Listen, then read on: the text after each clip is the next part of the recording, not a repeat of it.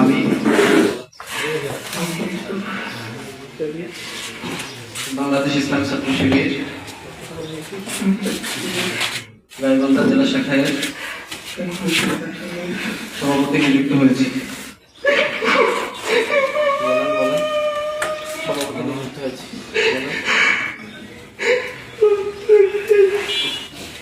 আল্লাহ রাব্বুল আলামিনকে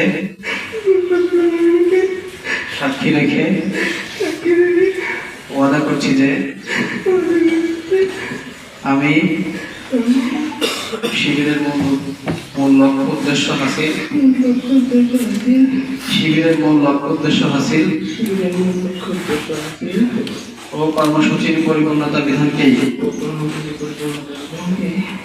আমার সর্বপ্রধান কর্তব্য বলে মনে করব। নিজে শিবিরের মেনে চলব এবং এর ভিত্তিতে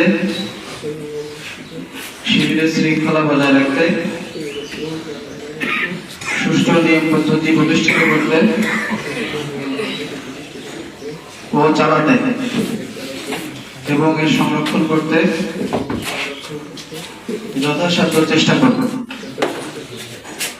আল্লাহ আমাকে এই ওয়াদা পালন করার তৌফিক দিন।